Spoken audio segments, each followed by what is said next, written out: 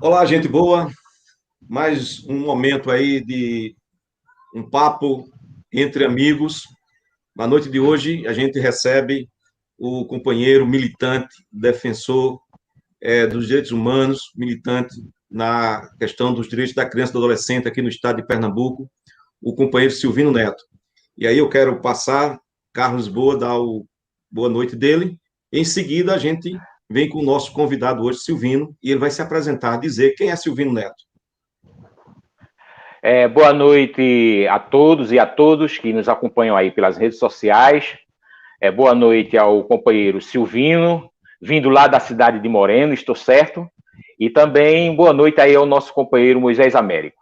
Vamos hoje aqui fazer um bate-papo extremamente importante, de grande relevância para os interesses da coletividade. Não é um papo contundente com o companheiro Silvino, que inclusive, diga-se de passagem, já passou aqui uma série de vezes por Santa Cruz do Capibaribe, sempre na companhia do companheiro Laércio. Só quero lembrar, Carlos e Moisés, que a primeira vez que eu fui em Santa Cruz foi a convite de Moisés, não foi de Laércio. Já deve ter uns 20 anos. Já deve ter uns 20 anos. Tá vendo aí? E na época ele era do Conselho de Direito da Criança e Adolescente. Quero dizer que é um prazer a gente conversar hoje, vamos bater um papo bem informal. E tudo que eu falar vai estar em cima do Estatuto da Criança e Adolescente. Eu não vou inventar. Eu detesto a palavra acho. Acho é sinônimo de quem não conhece lei, de quem não conhece nada e fica dando chute. Então, vamos falar do que é a lei, do que é o Estatuto. Prazer de estar com vocês. Santa Cruz é a cidade que eu mais fui. No tempo que eu fui presidente do Conselho Estadual e, ultimamente, quando eu estou na Escola de Conselho. Boa noite a todos, a todas, a todos, que a gente possa ter um bom encontro. Ok, então eu vou iniciar aqui com a primeira pergunta, né, com daqui o pontapé do nosso bate-papo. Em 1990, quando você esteve envolvido na criação do ECA, como imaginava que estaria a implementação do Estatuto 31 anos depois? Bem decepcionado. Esperava muito mais, até porque, Moisés, a gente achava que fazendo a lei tudo estava resolvido. Nós calculamos, vamos fazer a lei, tudo vai estar... Olha como foi a lei, né? Passeata pelo centro de Recife, pelo centro de Caruaru, de Petrolina, no Brasil todo, pegamos mais de 1 milhão de assinaturas para fazer o Estatuto da Criança e Adolescente valer. Mas aí eu vou te dizer uma coisa que eu já digo um pouco do meu quarto livro, que eu lanço dia 13 de julho aí em Santa Cruz. No início era tudo muito bom, porque os defensores do Estatuto estavam tudo animados. Com o tempo, os falsos defensores do Estatuto começaram a ocupar espaço no Conselho Tutelar, no Conselho de Direito, no Conselho de Assistência, nas ONGs, e aí eles começaram a fazer de conta que a lei funciona e a lei não funciona. E hoje a gente teve a maior prova disso quando a gente estava discutindo trabalho infantil. E nós discutimos que o trabalho infantil voltou a aumentar. Teve um tempo que diminuiu, o corte da cana-de-açúcar diminuiu drasticamente. Mas hoje eu ouvi uma pessoa dizer: a confecção de Santa Cruz de Capibaribe está promovendo aumento do trabalho infantil. Toritama e Caruaru, aumento do trabalho infantil. Então, eu esperava mais. E daqui a pouco eu digo a vocês onde eu acho que estão as grandes falhas.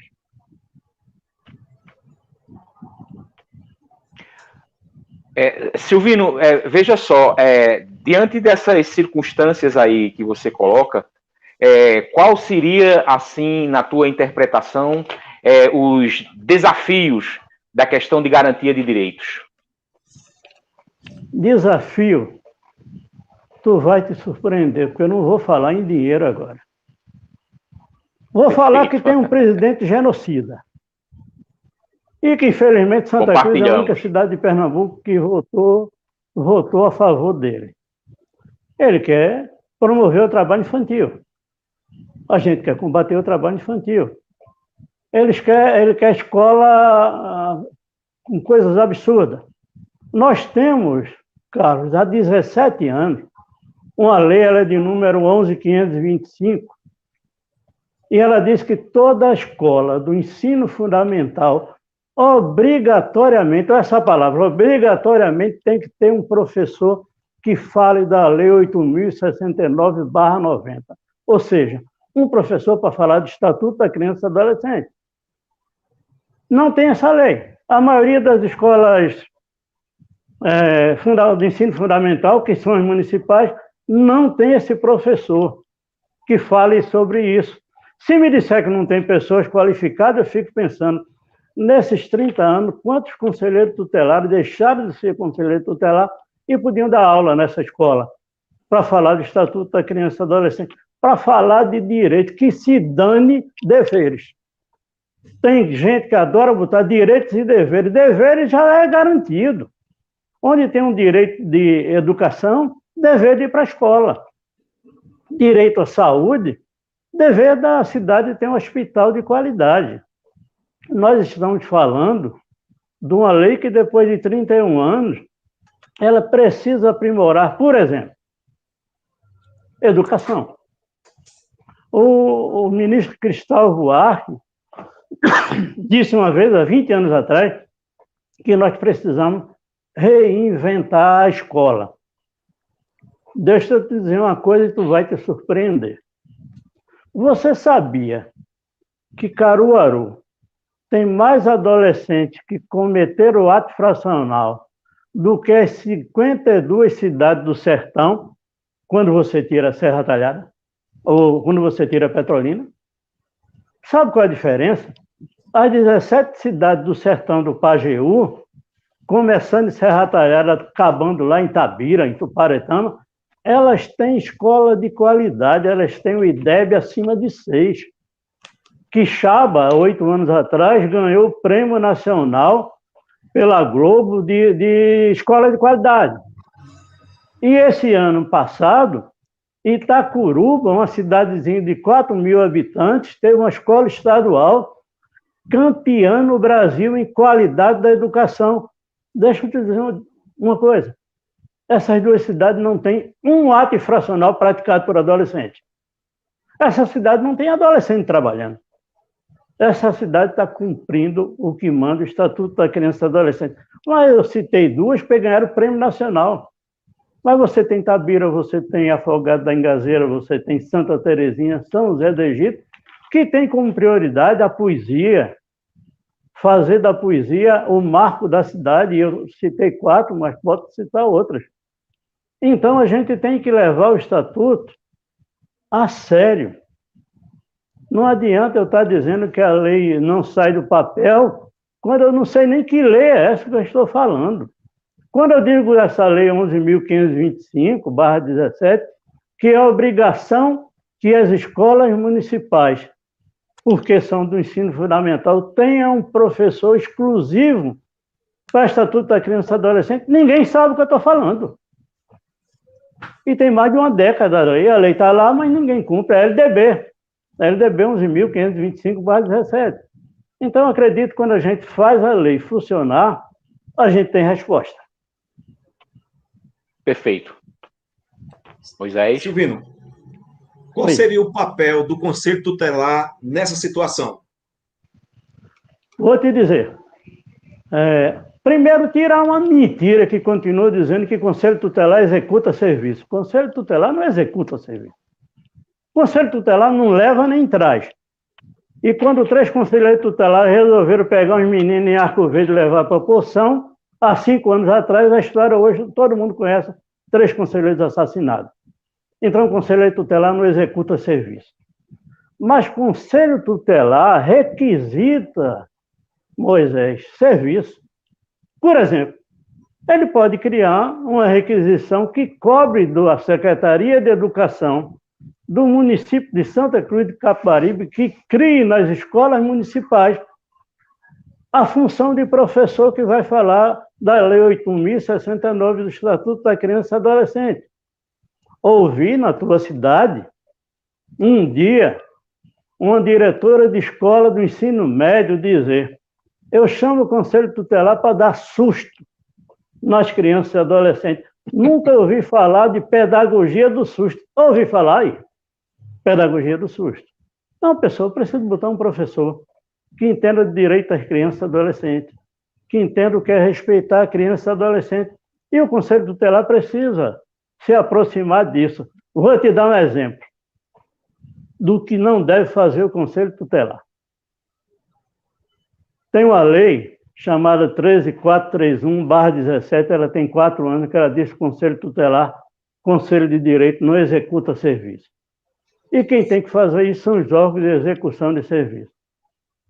Mas um dia desse, que estou morando em Bonança, na beira da BR-232, e passou um colega nosso, conselheiro tutelar de uma cidade, com a mãe de uma menina que ele foi deixar em Paulista, ou Olinda. E estava voltando com a mãe e resolveu dar uma paradinha aqui em casa para mostrar que ele estava vindo com a mãe. E eu perguntei, mas a mãe foi com quem? Com a criança. E quem levou a criança? Eu. Mas você, conselheiro tutelar, você não podia ter levado essa criança. Você não é oficial de justiça, você não é órgão de serviço. Mas levou. Então, nós, para mudarmos o que tem que mudar no Estatuto da Criança e Adolescente, porque tem muita coisa boa, tem muita coisa funcionando.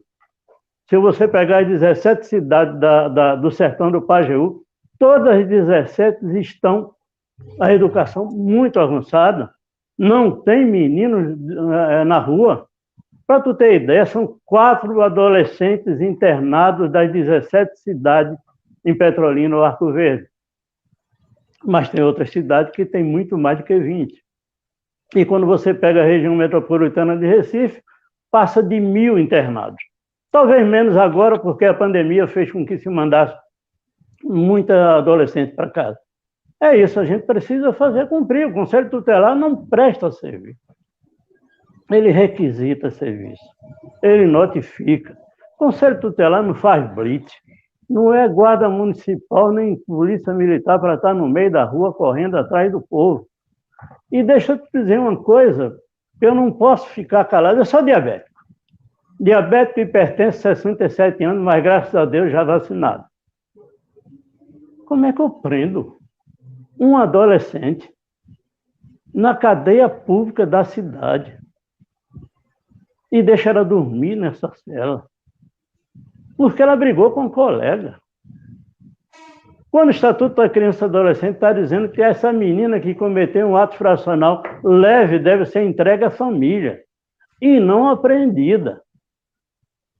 E eu tenho falado disso em todos os lugares que eu falo, que eu tenho dado palestra. Pessoal, eu não aceito que 31 anos depois do Estatuto da Criança e Adolescente se coloque uma menina numa cela de adultos e permita que ela durma lá porque ela brigou com a coleguinha.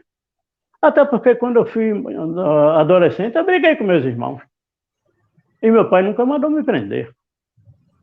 Então, eu acho que essas coisas a gente precisa consertar para mudar. O conserto dessa escola, dentre outras coisas, poderia ser incluir no sistema curricular das escolas em nível municipal a questão do Estatuto da Criança e do Adolescente, discutir essas políticas com a comunidade escolar, numa perspectiva de garantia de direitos para as crianças e para os adolescentes? É por isso que a lei que eu citei para você diz que é obrigatório a escola ter esse professor. É obrigatório a escola ter um professor que fale da lei 8.069, do Estatuto da Criança e Adolescente. Ele precisa falar dessa lei. E nós estamos muito atrasados, porque diz que é obrigatório falar dessa lei. Mas falar de uma forma pedagógica. Não é falar dando carão, nem falar dizendo, não, tudo pode, tudo deve, tudo é permitido. Nada é permitido. Tanto que a lei para o adolescente que pratica ato fracional, ela é mais rigorosa do que a lei dos adultos. Um adulto que é preso, hoje, ele vai ter audiência de custódia amanhã ou depois de amanhã, e dependendo da infração que ele cometeu, ele pode ser colocado em liberdade.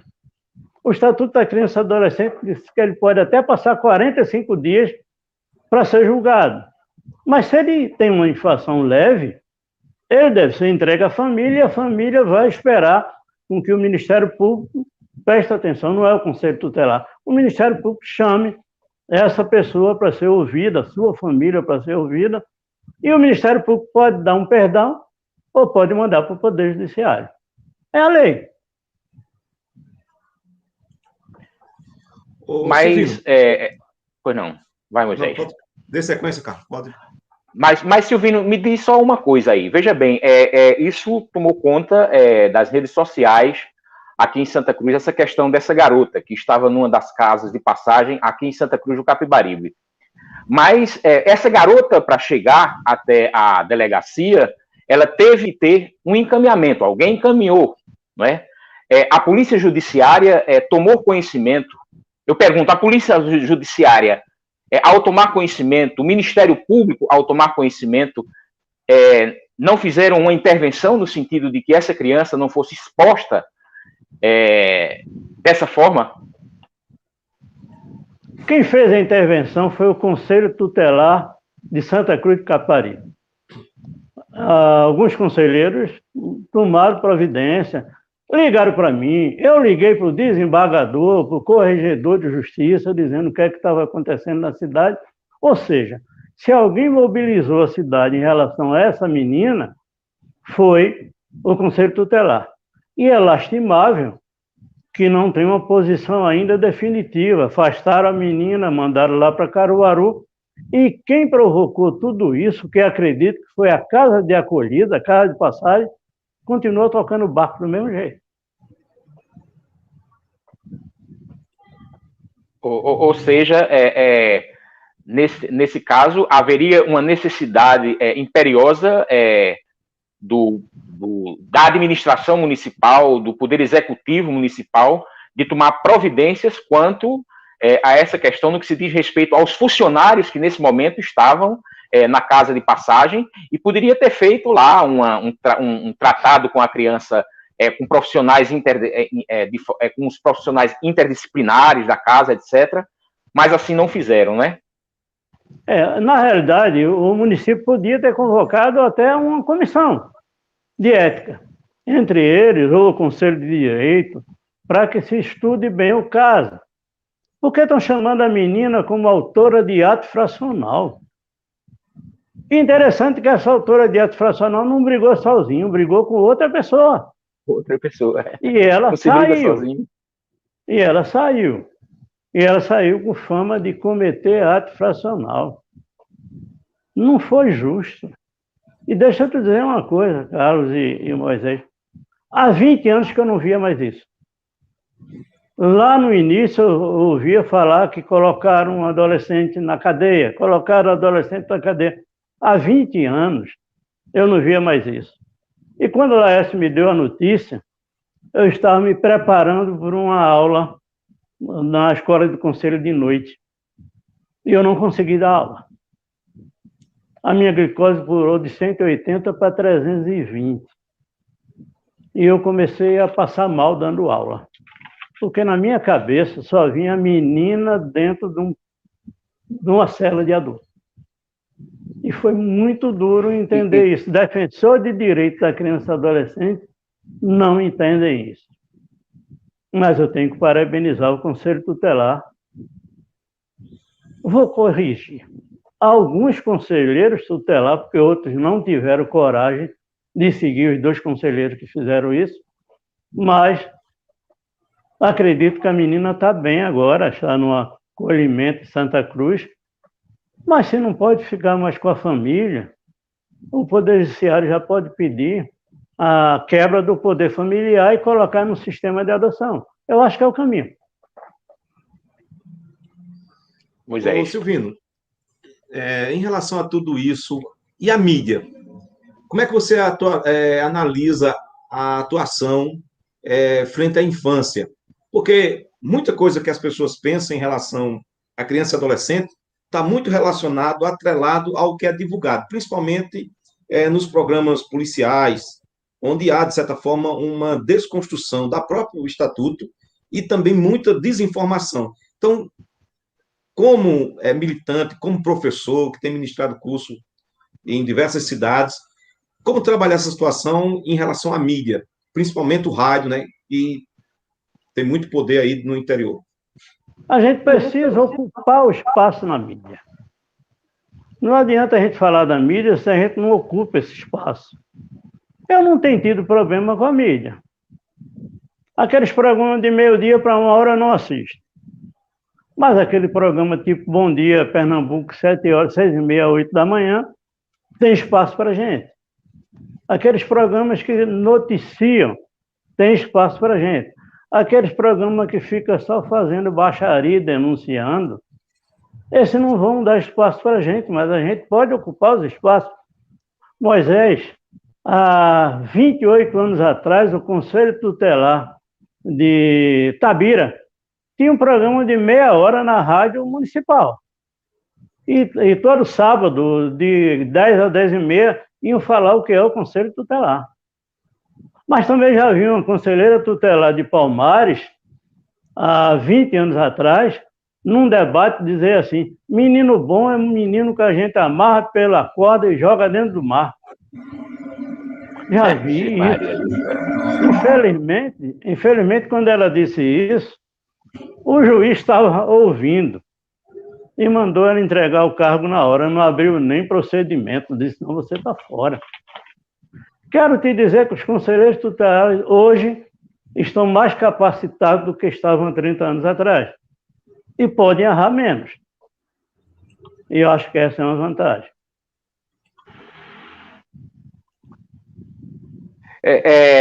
Silvino, existe uma situação onde se investe no sentido de se colocar e de se responsabilizar o adolescente com relação ao índice de criminalidade.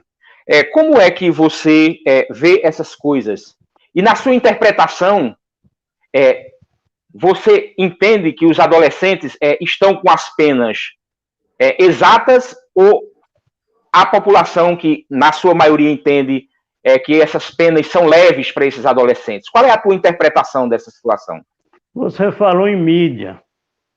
E a mídia coloca isso, essa mídia que eu falei constantemente. Agora, deixa eu te dizer uma coisa. 3 anos internos. Depois, mais 3 anos em semi-internato. Só aí vão-se embora quase 6 anos. A adolescente dele tem 10 anos. Ele passou metade da adolescente apreendido. Agora, lembra de Bruno, que mandou esquartejar a mulher e dar para os cachorros? Está solto. Sim. Já é goleiro de futebol, de novo.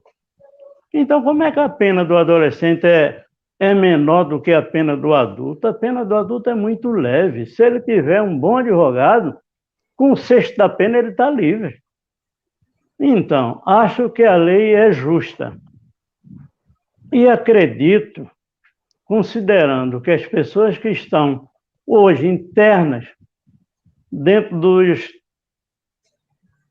internatos do estado de Pernambuco, tem a grande quantidade que estão lá porque venderam maconha, venderam droga, venderam essas coisas, trabalharam como um aviãozinho. Isso foi gerar que ele fosse preso. Pouquíssimos são os que cometeram ato fracional grave. Pouquíssimos são os que mataram. A cada 100 adolescentes que morrem, 2 adolescentes matam. Mas a gente fala muito mais dos 2 que matam do que os 100 que morrem.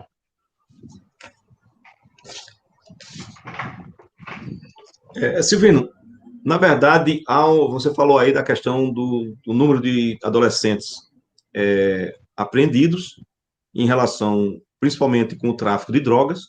Então, essa é uma prática muito comum, inclusive aqui em Santa Cruz. Então, alguns adolescentes acabam se envolvendo com o tráfico de droga. No entanto, parte desses adolescentes, inclusive eu fiz um trabalho, e foi publicado aí no livro, tem um capítulo do livro, que é a questão dos assassinatos de adolescentes na cidade de Santa Cruz. Há uma normalização na morte de adolescentes e de jovens da periferia. Você consegue perceber, tem essa percepção de que a sociedade, de certa forma, normaliza a morte de adolescentes, principalmente do que ocorre nosso exemplo aqui em Santa Cruz. Geralmente são adolescentes, são jovens da periferia. Então, existe essa normalização, tu consegue perceber isso? E negros, né, Moisés, e negros. Você quiser fazer uma visita hoje às unidades de internação do estado de Pernambuco, onde adolescentes que cometeram ato fracional estão apreendidos, quase todos são negros. Eu sou até rígido com essa história de bala perdida. Não existe bala perdida, Moisés e Carla. A bala acerta sempre o negro ou negra. Dificilmente acerta um branco. E se acertar um branco, dá um reboliço danado e logo a pessoa vai ser apreendida. Lembre daquela manifestação última. 2 pessoas levaram bala no olho. Qual a cor deles? Era bala perdida? Não, era bala muito bem achada. Muito direcionada, né? É terrível, gente. Muito bem direcionada. É terrível você dizer isso, mas a gente ainda tem uma pena de morte para comunidades negras, de quilombolas, muito mais do que qualquer outra área, até mesmo do que as nossas periferias.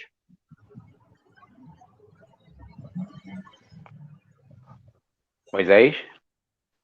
Ô Silvino, me diz lá uma coisa, e como é que você, com esse seu histórico todo aí, você analisa esses espaços onde são levados esses adolescentes que cometem infrações?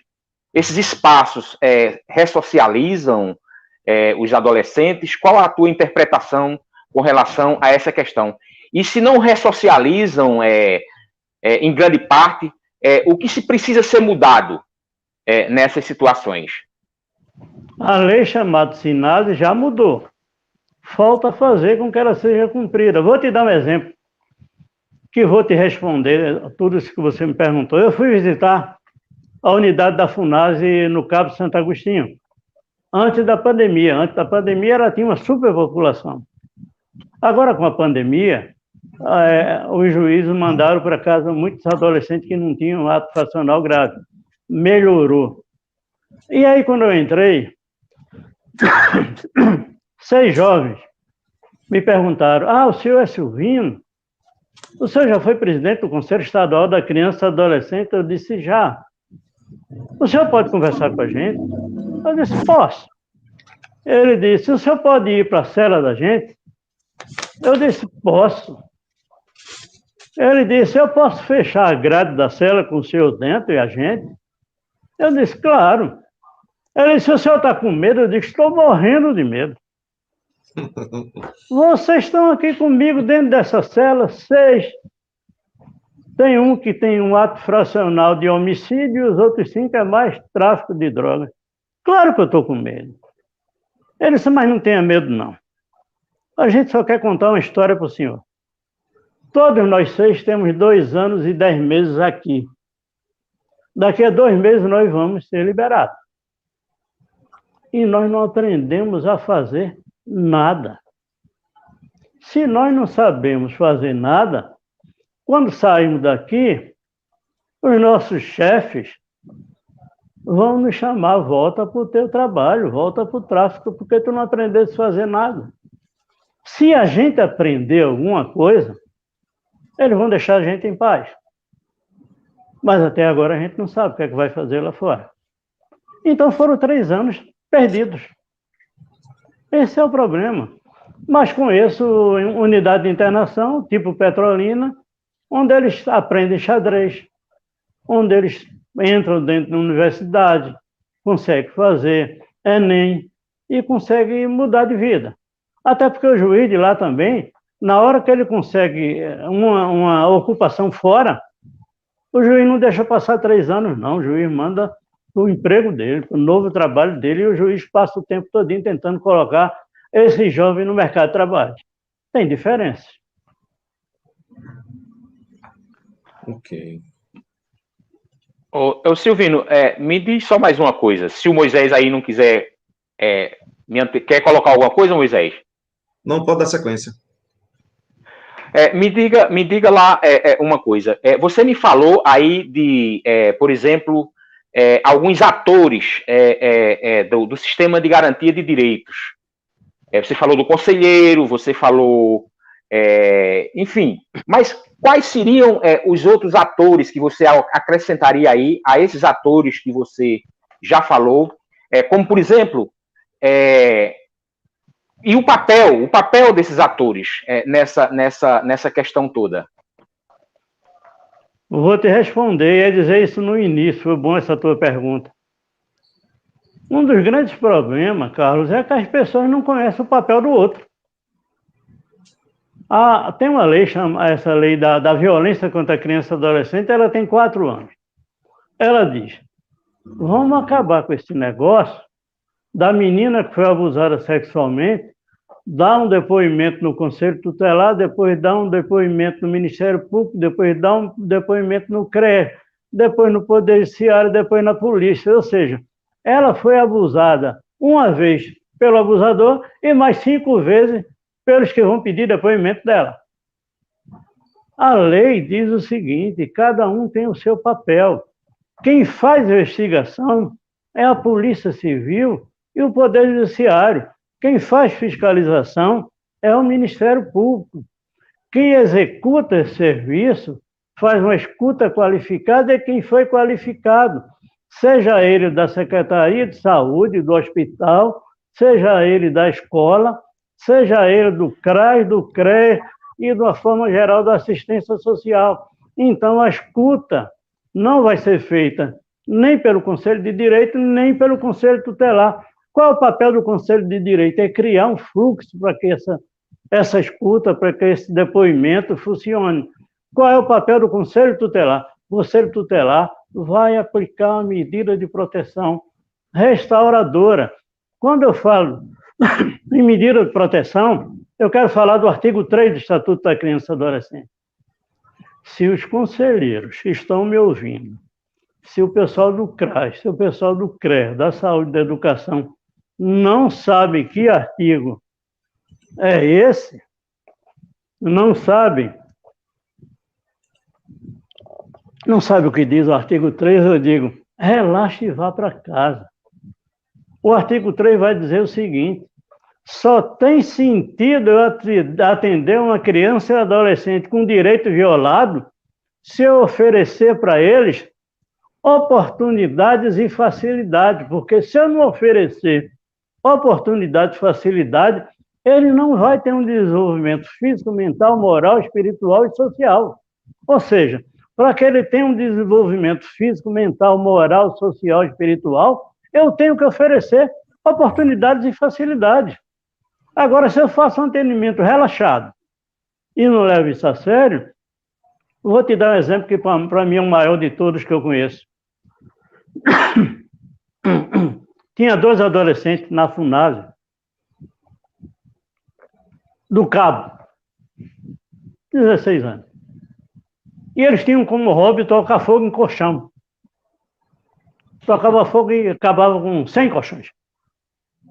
E mandaram ele para a FUNASE de Abreu Lima, uma FUNASE que fechou, graças a Deus. E ele fez a mesma coisa. E mandaram para a FUNASE de Caruaru. Ao mesmo tempo, tinha um juiz que estava assistindo o jogo de hóquei sobre patins do esporte, no sábado de noite. E ele simplesmente se levantou dali, pegou o carro dele, foi-se embora para Caruaru e chegou lá e pediu ao pessoal do internato, manda aqueles 2 meninos para cá que eu vou levar para Recife. E ele trouxe para Recife. E foi bater no esporte. Chegou lá, já tinha acabado o jogo de hóquei sobre patins, mas ele perguntou ao treinador, meninos aprendem hóquei sobre patins? O treinador disse, claro, e aprende rápido. Ele disse, então eu vou botar esses 2 meninos em programa de liberdade assistida com o senhor. Agora, meu filho, não toque fogo no meu clube, não. Deixa o esporte viver. Resumo da ópera.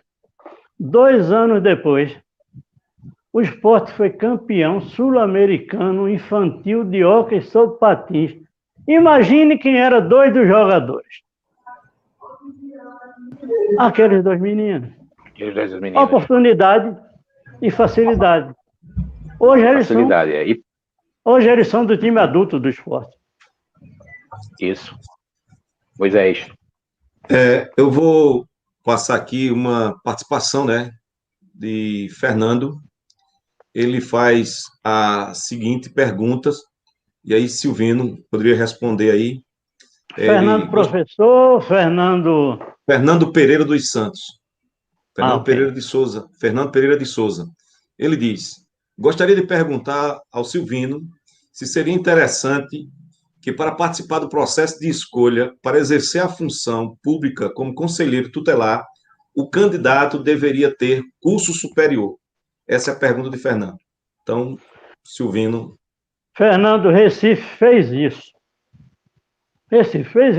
Botou isso no edital. E quando o edital foi para a rua, conselheiros que não tinham curso superior foram à Justiça, Tribunal Regional Eleitoral, foi a todo mundo que tem direito e pediram para mudar o edital, alegando que até para ser presidente da República não tinha que ter curso superior. O que é que aconteceu? Tiveram que mudar o edital. A lei, o Estatuto da Criança e Adolescente e a Resolução 170 fala em ensino médio.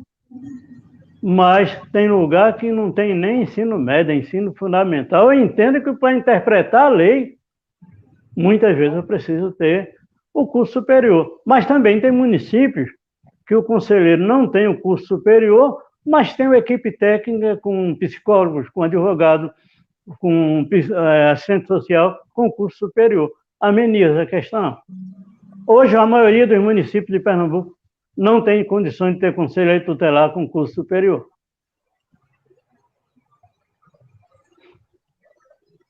Mas aí não poderia, uma vez que isso não funcionou, não poderia aí se incrementar um tipo de capacitação, de qualificação, e inclusive de provas a títulos, né, para que o cara possa concorrer a uma vaga de conselho tutelar, porque o conselheiro tutelar ele teria que, pelo menos previamente, conhecer o estatuto da criança e do adolescente, se não no todo, mas aquelas coisas mais primordiais, aquelas coisas mais básicas, não é? E a gente verifica que, infelizmente, não há uma qualificação antecipada dessas pessoas, e também a qualificação delas, muitas vezes, também não correspondem quando elas estão no exercício da função. Vou te dizer, 90% dos municípios de Pernambuco tiveram prova. Eu apliquei prova em mais ou menos 15 municípios.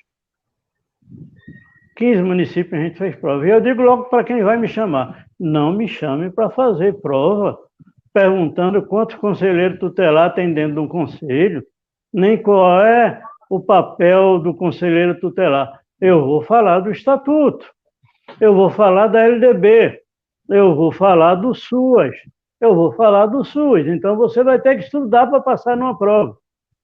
Tem cidade que nem quer olhar para o meu lado para que eu não me ofereça. Então, eu concordo plenamente com você. Eu acho que tem que ter uma prova. E uma prova difícil de ser respondida. Porque se você calcular, a maioria dos péssimos conselheiros, e nós temos excelentes conselheiros, e temos péssimos conselheiros, esse pessoal não fez prova, não. A gente passou agora, em toda a pandemia, dando capacitação. Que bom que eu posso dizer que em Santa Cruz eu tive a participação de Ari, tive a participação de algumas conselheiras, tive a participação...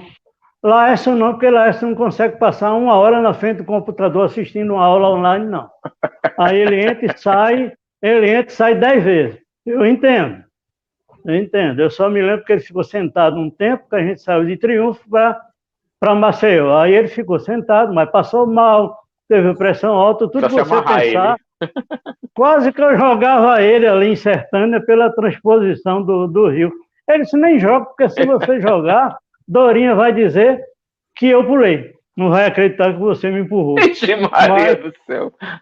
Mas uns 4, 5 conselheiros de Santa Cruz de Caparibe participaram das capacitações da Escola de Conselho Online. E também participaram quando foi presencial. Agora, tem municípios que o prefeito determina, você quer fazer uma capacitação em Natal, em João Pessoa, você vai ter que participar em Santa Cruz. Porque a gente tem muito conselheiro, Carlos, que adora fazer capacitação longe. E não gosta muito da capacitação dentro da sua cidade, não. Eu dei aula em uma cidade que, quando eu saí para almoçar, um conselheiro estava na frente do local que eu estava dando aula e disse: Silvino, o que é que estás fazendo aqui? Eu disse: estou dando aula aí. Ele disse: eu nem sabia que tu estava dando aula aí. Não sabia, não quis assistir. É isso. Ok, Moisés. Enquanto Silvino aí toma uma água aí, participou de uma live agora há pouco, né? Então a garganta já está bastante aí. Bom, Silvino. Mas fica à vontade. Existe uma discussão sempre quando há uma repercussão de algum crime que envolve adolescente. Então há uma demanda, e aí a sociedade se mobiliza e vem a discussão sobre a redução da maioridade. Como militante, como conhecedor, o que é que você vê aí a questão do adolescente? A redução da maioridade seria uma solução? Não vai ser nunca. Não vai ser nunca. O que essa pessoa precisa é de oportunidade, facilidade, acabei de dizer, para que ele tenha todas as condições de ser um adolescente normal, psicológico, social, assistencial. Presta atenção, Moisés. Um menino de 16 anos, se ele for assaltar um carro e o carro acelerar, ele atira.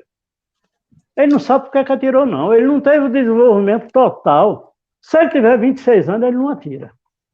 Então é por isso que eu vou reduzir a maioridade penal, porque o 16 anos atirou. Ele não tem nada definitivamente formado.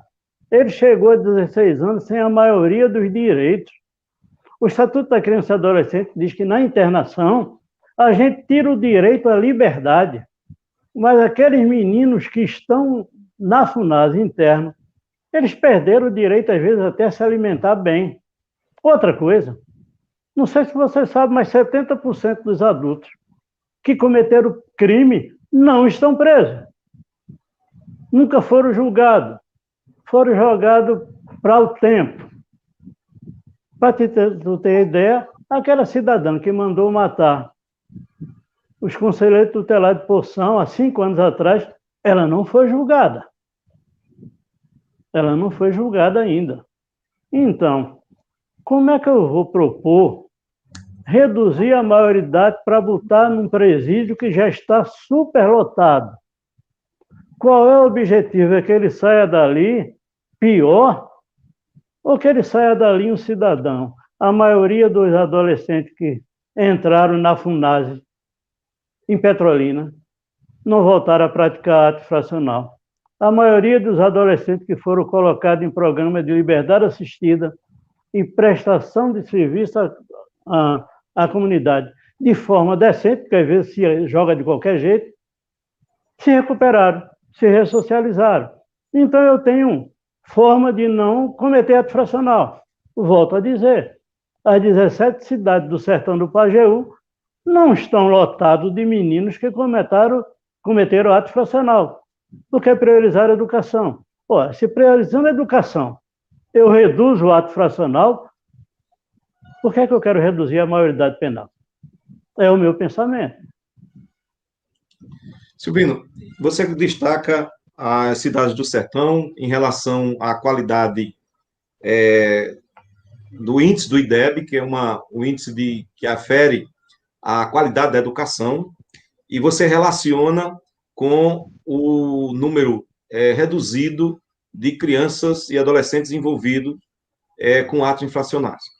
Mas como você vê, que também é um educador, como é que você vê agora a situação da pandemia e, ao mesmo tempo, uma quantidade significativa, milhões de crianças e adolescentes estão há quase 2 anos, né, desde março de 2020, que as aulas foram suspensas.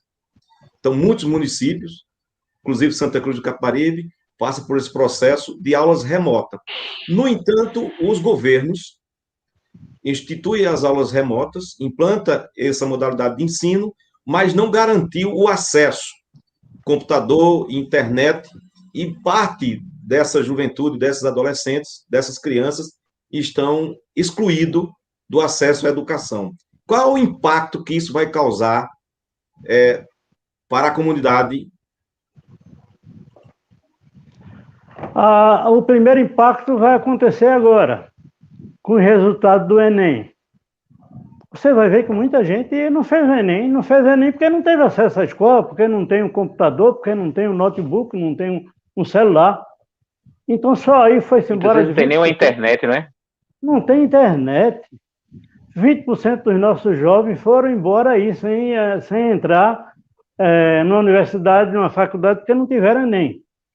Aquela turma do ensino fundamental, a gente não sabe ainda, Moisés, o que é que está acontecendo com eles. Sabe por quê? As pessoas que trabalharam na pandemia esqueceram de convidar os conselheiros e conselheiras tutelares para participar do debate. Que proposta pedagógica eu quero para os alunos no período de pandemia? Esqueceram de chamar os professores, eles só chamam os professores para a sala de aula. Mas não chamam os professores para discutir que escola vocês querem agora na pandemia e depois na pandemia. Eles estão discutindo isso com pessoas que não conhecem o que é uma escola. Muito mais sério do que qualquer outra coisa é você trabalhar sem conselheiros de direito, sem conselheiros tutelares, sem professores para discutir que escola nós queremos na pandemia e depois da pandemia. Eu não sei te dizer o que é que vai acontecer depois, mas não vai ser salutar.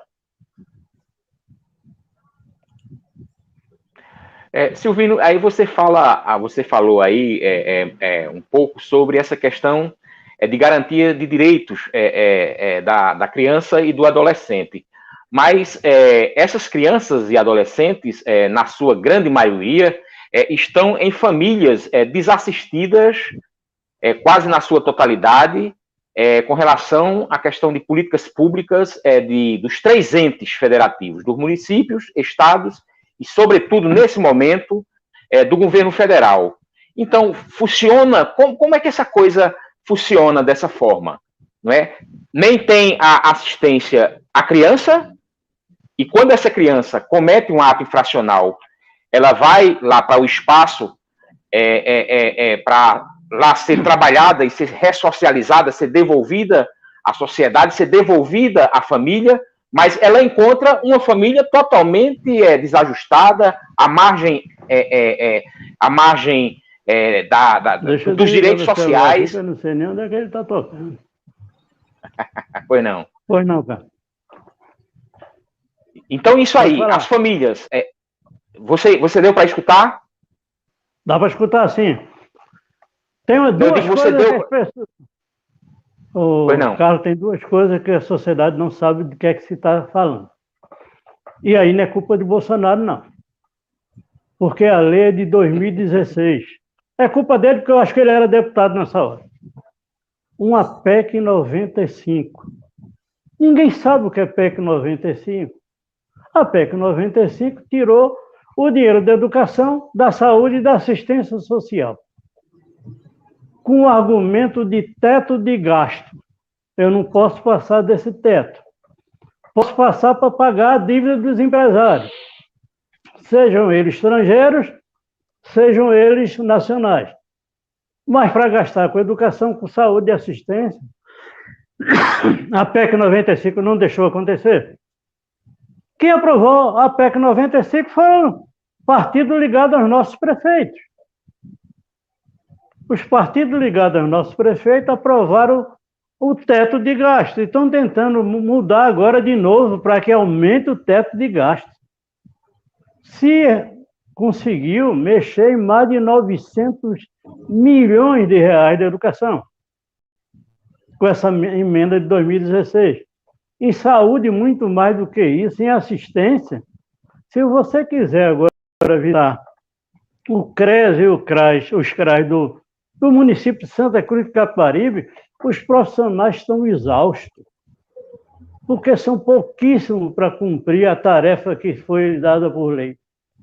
Tem um assistente social, às vezes, um psicólogo, e aí eles têm que fazer um trabalho de 3, 4 pessoas com um só, porque cortaram as verbas da assistência. O professor fizeram um plano para 20 anos, que o professor chegaria 20 anos depois do plano com salário mínimo e meio, ou seja, redução de salário. Saúde, mexeram agora um pouquinho para um grupo, mas você considere quantas pessoas ligadas à enfermagem, a todo mundo que trabalha na saúde, quanto eles ganham mal para combater uma pandemia há quase 1 ano e 4 meses, 5 meses. Então, infelizmente, essa PEC 95 tem provocado caos. Como as pessoas não sabem o que é isso, não reagem. Como não reagem, vão tentar agora. E a PEC ela vai até 2032. E eles estão querendo agora aumentar mais para chegar até 2050.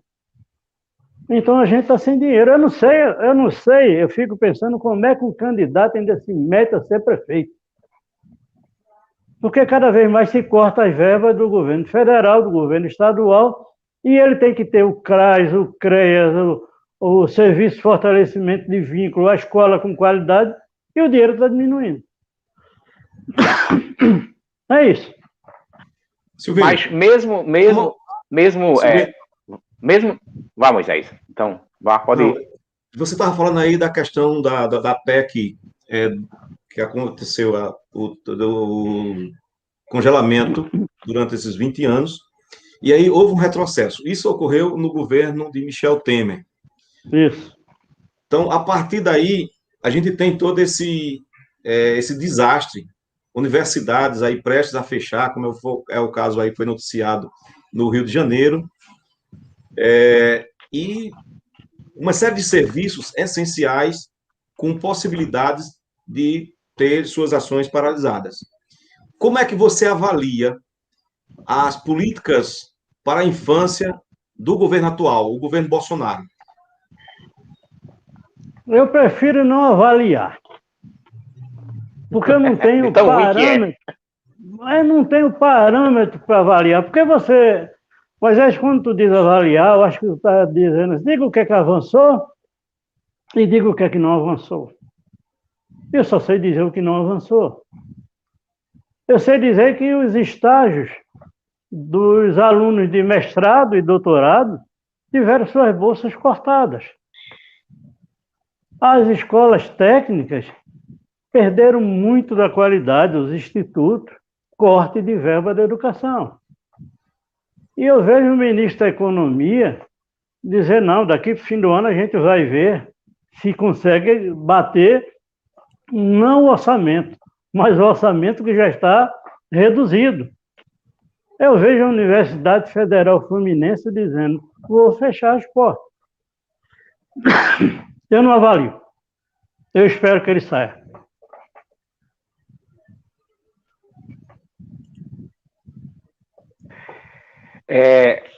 Silvino, vê só, você também é especialista em gestão e controle de políticas públicas.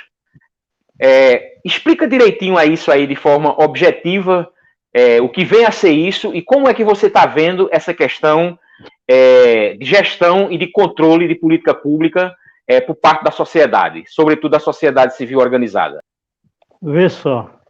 Quando eu resolvi fazer essa especialização, eu tinha 2 opções, ou essa, ou a de Direitos Humanos de Criança e Adolescente. O que é que eu pensei? Eu estou dentro de um conselho estadual, sociedade civil, ouvindo as pessoas dizer pode e não pode. E eu ficava calado. Eu disse, eu vou entrar num curso de gestão e controle Porque eu vou me preparar para dizer quando é que pode e não pode, e os outros não estão me comunicando. Eu te digo que a sociedade civil está muito frágil. Por que ela está frágil? Porque as ONGs que trabalham com crianças e adolescentes também não têm mais recursos. E aí passam grandes dificuldades. Também, muita gente que era da sociedade civil ganhou um cargo público para receber 3 vezes mais do que ganhava e foram embora. Então, a sociedade civil hoje está com uma dificuldade imensa de fazer controle. E os conselhos de direito também com dificuldade de fazer controle social. E aí a gente tem um caos. E quando eles conseguem se organizar e sair à rua, como fizeram em Recife, são recebidos a bala, são recebidos a tiros. E deixa eu te dizer uma coisa, o governador do estado de Pernambuco não é muito melhor do que o governo federal, não. O governo do estado de Pernambuco também não passa recursos para essa área da assistência, do CRAI, do CREDO, do Serviço de Fortalecimento de Vínculo. Não passa recurso para o Fundo Estadual de Defesa dos Direitos da Criança e Adolescente. Então, nós temos um momento muito difícil, um momento de retrocesso. Tanto que o número de meninos e meninas trabalhando aumentou. E a abuso e exploração sexual da infância se faz presente em 3.000 pontos só nas BRs do Brasil. Imagine se você juntar BR, PS, cidade e tudo, nós teremos 10.000 pontos de abuso e exploração sexual. E isso tem aumentado. Silvino, veja bem, se formos olhar do ponto de vista do Pacto Federativo, na distribuição dos recursos, na distribuição dos recursos oriundos dos impostos, que, diga de passagem, é uma das cargas mais altas tributadas no mundo, aqui no Brasil, nós verificamos que os municípios pegam o quinhão menor. E você aí colocou, de certa forma, que os prefeitos sentem uma dificuldade, né? E isso é uma verdade. Mas você não acha que também, até um certo ponto, esse sistema que é produzido em nível federal e em nível estadual, aqui em Pernambuco, como você falou, e na maioria dos estados do Brasil, não é também reproduzido nos municípios? Ou seja, os prefeitos têm, assim, uma opção preferencial por outras políticas e não pelas políticas sociais, mesmo com os parcos recursos que recebem ou arrecadam das receitas próprias do município? Concordo contigo, eu vou te dar um exemplo. Vamos para as prefeituras, suas sedes. Quais são as secretarias que estão dentro da sede do prefeito? Administração, governo, economia. Eu não conheço uma secretaria de assistência social dentro do prédio sede. Eu não conheço secretaria de educação, de saúde, de assistência. Eu não conheço conselheiro de direito nem tutelado dentro do prédio sede. Então, já deixaram claro como é que vai ser dividido o recurso. Quando vai chegar aquele dinheiro que ele não sabe nem quanto é, para dividir. Dentro da sede do gabinete, em torno do gabinete do prefeito, os cobradores já estão tudo lá para ver o que é que vão receber. E tem gente que vai receber do outro governo ainda. E tem gente que nunca vai receber. E quem grita mais, recebe mais. Assistência grita menos, recebe menos. Educação recebe menos. Saúde recebe menos. E aí a gente tem dinheiro para um bocado de coisa, menos para políticas públicas. Isso acontece na maioria dos municípios. Isso acontece com o Estado. Esse é o problema. E o Pacto Federativo tem toda a dificuldade de funcionar porque ele quer quebrar isso. Perfeito. Nós estamos chegando ao final, né, do nosso papo. E aí a gente, de antemão, já agradece, né, a participação de Silvino, que esteve aí à disposição para tratar da questão da criança e do adolescente, fazer essa observação a partir da experiência como formador de conselheiros tanto tutelares quanto conselheiros de direito, né? E aproveitar a oportunidade, porque Laércio está organizando o 7º Encontro Nacional, né, de Prevenção e Enfrentamento ao Abuso Sexual de Crianças e Adolescentes, entre os dias 12 e 15 de julho, aqui em Santa Cruz. Então, mais um evento. Laércio sempre está à frente aí dessa temática, discutindo essas questões. Silvino é um dos palestrantes, né? E também vai lançar, aproveitar durante esse momento, lançar o livro, o 4º livro, né? Inclusive, é o título, né, do nosso papo aqui, O Sistema Enlouquecido. Eu até brinquei com o Silvino. Silvino é o psiquiatra desse sistema louco que prende criança em cela de adulto, que nega direitos, uma lei que bastante difundida, mas, infelizmente, não é efetivada, e todo esse retrocesso a partir do governo federal, mas que não é muito diferente no estado de Pernambuco, ou mesmo em diversos municípios da nossa federação. E aí eu queria que Silvino falasse sobre o livro que está lançando, e, em seguida, Carlos finaliza também, para a gente chegar ao final do nosso papo. O primeiro livro que eu fiz brincando. Laércio insistiu muito, eu disse, eu vou brincar. O segundo, eu fiz falando sério, porque era uma época de muita morte dentro da FUNASA. Então, se Carlos vê aí a capa desse segundo livro, essa parte vermelha, essas gotas são de sangue. Sangue. O terceiro, eu quis contar as minhas viagens pelo estado e fora do estado. Esse do dia 13 de julho, às 16 horas, eu estou falando dos pseudos defensores do Estatuto.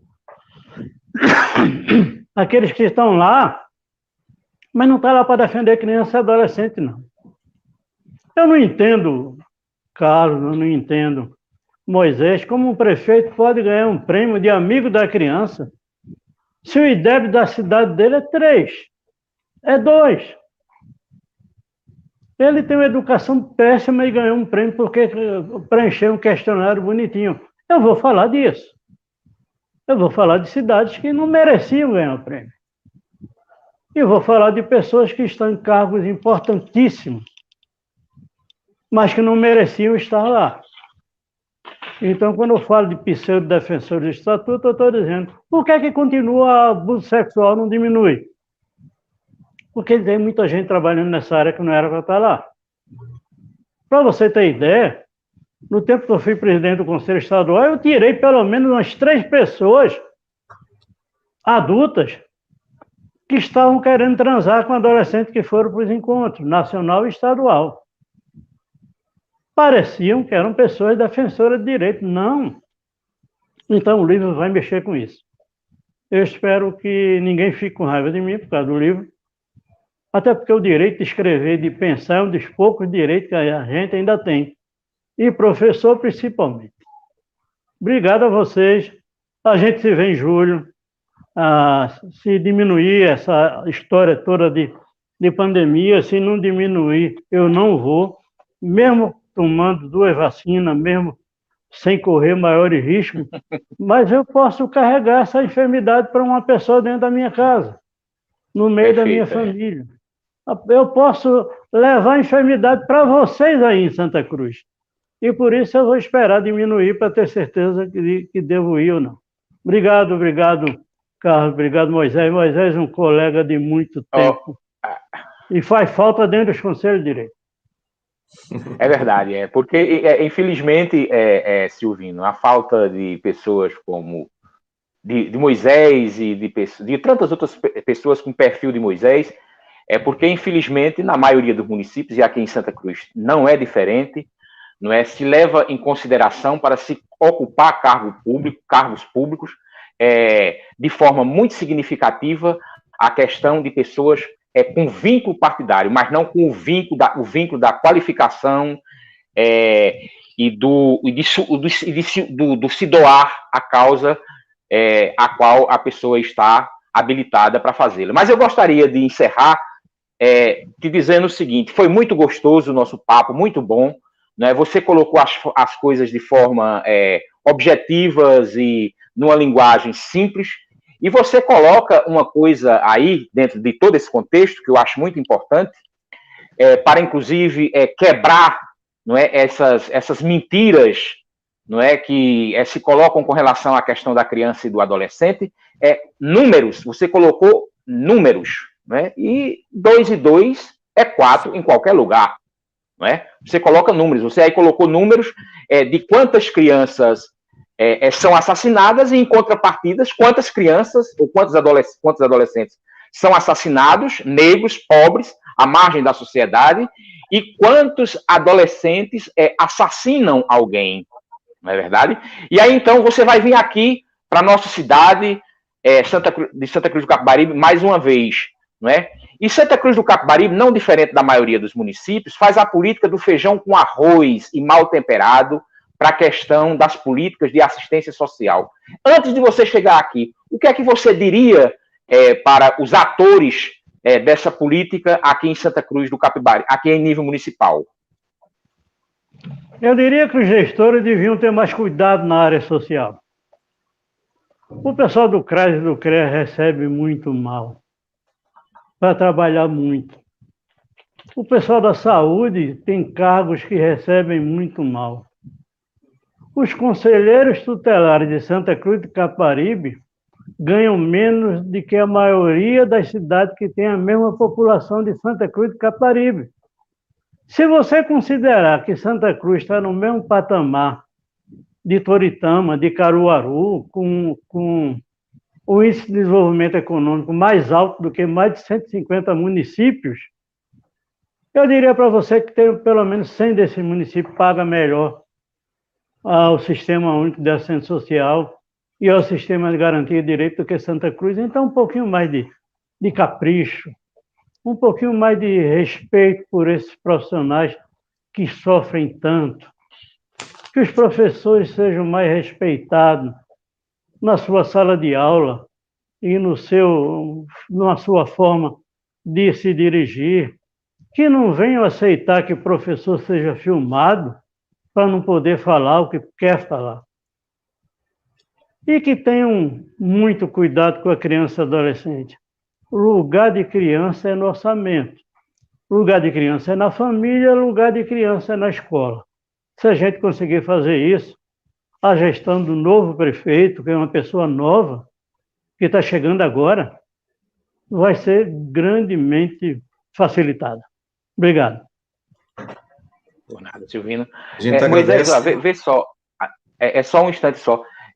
Dá só um toque aí, né, que amanhã, em razão do fato do projeto de lei 014/2001, que aumenta o perímetro urbano de Santa Cruz do Capibaribe, ali onde compreende a área que vai da comunidade da Palestina até a área de divisão de Santa Cruz do Capibaribe com o município de Taquaritinga do Norte.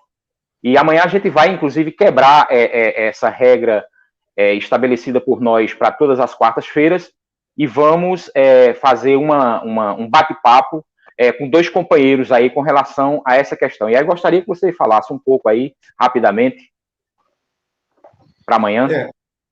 Existe um projeto de lei e a gente vai discutir a questão do planejamento urbano, né? Planejamento urbano de Santa Cruz. E o convidado, o vereador Emanuel Ramos e Marivaldo Zusa, que, por sinal, também é conselheiro tutelar, né, aqui do município. Então, a gente vai estar discutindo essa questão do planejamento urbano. Então, é o tema que a gente propõe para discutir amanhã. Mas na próxima quarta-feira, né, de hoje a 8, aproveitar aí já e anunciar, divulgar, a gente estará recebendo aqui para o papo a deputada estadual Tereza Leitão. Então, a deputada Tereza vai ser... Do PT, não é, Moisés? Do PT. Do PT. Isso, do PT, bem. Graças a Deus. Graças a Deus, Então, muito bem. a companheira, né, de partido, Tereza Leitão, estará com a gente na próxima quarta-feira. Então é isso. Então, Silvino, um grande abraço. Agradeço a sua abraço, participação. Silvino. E a gente encerra por aqui. Agradecemos também, né, as pessoas que participaram no nosso chat, mandando aí a pergunta, fazendo as suas colocações, a sua participação. Então, a gente agradece a todos. E na próxima quarta-feira, com Tereza Leitão. Amanhã, vamos abrir uma exceção e discutir a questão do planejamento urbano e o plano diretor do município. E depois, em seguida, não é, Moisés? Nós já fizemos, esse já é o terceiro que a gente faz. Nós vamos também aí fracionar esse bate-papo naquilo que compreendemos ser o mais importante, para também soltar para as redes sociais, para que as pessoas tenham um acesso melhor, mais objetivo ainda e mais preciso com relação a esses momentos importantes aqui do nosso bate-papo. É isso. Então, boa noite a todos. Um abração, Silvino, e até o encontro aí no dia 12 e 15 de julho. Silvino lançando o 4º livro, o Sistema de Direito Enlouquecidos, pseudo-defensores do Estatuto da Criança e Adolescente. Um abração. Vai ser contundente. Abraço, Carlos. Abraço, Moisés.